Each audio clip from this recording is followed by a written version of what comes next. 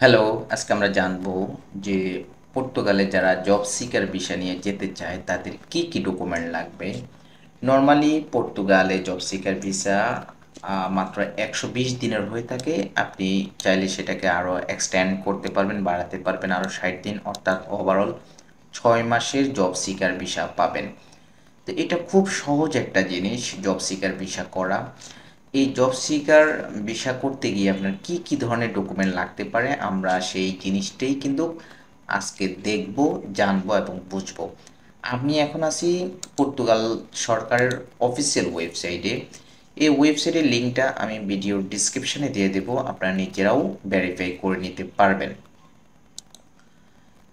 প্রথমত আমাদেরকে জেনারেল কিছু ডকুমেন্টেশন দরকার, ডকুমেন্টস প্রয়োজন। তার মধ্যে এক নম্বর রয়েছে ন্যাশনাল ভিসা অ্যাপ্লিকেশন ফর্ম, অর্থাৎ আপনাকে একটা visa application form fill up করতে হবে। স্ক্রিনে দেখতে পাচ্ছেন এই ভিসা অ্যাপ্লিকেশন ফর্মটা আপনাকে ফিল আপ করতে হবে। এটা হচ্ছে এক পেজের। এরপর আপনার বৈধ একটি পাসপোর্ট প্রয়োজন, মিনিমাম 6 মান্থ মেয়াদ থাকাটা বেটার। দেন আপনার দুটি পাসপোর্ট সাইজের ফটো লাগবে এবং এই ফটোগুলো লাগবে রিসেন্ট টাইমের, গুড কন্ডিশন, আপনাকে যেন ভালোভাবে আইডেন্টিফাই করা যায়, বিশেষ করে আপনার ফেসটা, আপনার শোল্ডারটা যেন ক্লিয়ারলি দেখা যায়, এরকম দুটো ফটো লাগবে। দেন আপনার এখানে এনআইডি কার্ড লাগবে, অথবা বাংলাদেশ ছাড়া যদি আপনি অন্য কোনো দেশের নাগরিক হয়ে থাকেন সেই ডকুমেন্টটা লাগবে। দেন আপনার পুলিশ ক্লিয়ারেন্স সার্টিফিকেট প্রয়োজন। এরপর লাগবে মেডিকেল ইন্স্যুরেন্স লাগবে আপনার। দেন আপনি রিটার্ন এয়ার টিকেটটা লাগবে। দেন প্রয়োজন হবে most important document, financial document, অর্থাৎ ব্যাংক স্টেটমেন্ট প্রয়োজন। 6 মাসে ব্যাংক স্টেটমেন্ট দিবেন এবং আপনি যে 120 দিন মানে 4 মাসের জন্য পর্তুগালে যাবেন, এই 4 মাসে আপনার যে থাকা খাওয়ার খরচটা সেটা আপনার ব্যাংকে আছে কিনা বা আপনি সেটা বিয়ার করতে পারবেন কিনা সেটার প্রমাণপত্র হিসেবে আপনাকে ব্যাংক স্টেটমেন্টটা দিতে হবে। আর এই ব্যাংক স্টেটমেন্টে কত টাকা রাখবেন? মিনিমাম 2280, 2280 আপনি ইউরো রাখবেন। অ্যাভারেজে বাংলা টাকায় 3.5 লাখ টাকা। তবে আপনি এর ডাবল রাখাটা বেটার হবে, 5 থেকে 6 লাখ টাকা রাখাটা আপনার জন্য সেফ জোন হবে।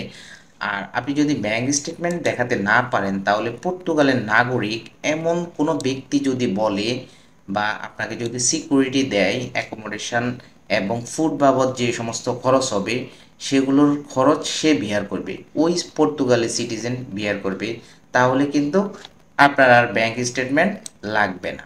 দেন কিছু স্পেসিফিক ডকুমেন্টস প্রয়োজন, তার মধ্যে রয়েছে ওন স্টেটমেন্ট, অর্থাৎ আপনাকে একটা কাভার লেটার দিতে হবে, আপনার স্টেটমেন্টটা তাদেরকে বুঝিয়ে বলতে হবে। দেন আপনার প্রয়োজন হচ্ছে যে ডিক্লারেশন ফর্ম বলেন অথবা ইনভিটেশন ফর্ম বলেন, এই ফর্মটা দিতে হবে।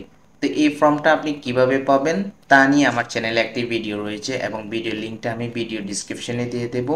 আপনি এই লিঙ্কে গিয়ে আপনি অ্যাপ্লাই করলে 5 থেকে 6 ঘন্টার মধ্যে পর্তুগাল সরকার থেকে আপনাকে একটি ডিক্লারেশন ফর্ম বলেন অথবা ইনভিটেশন ফর্ম বলেন সেটা দিয়ে দিবে। সো এই ডকুমেন্টও আপনাকে সাথে নিতে হবে।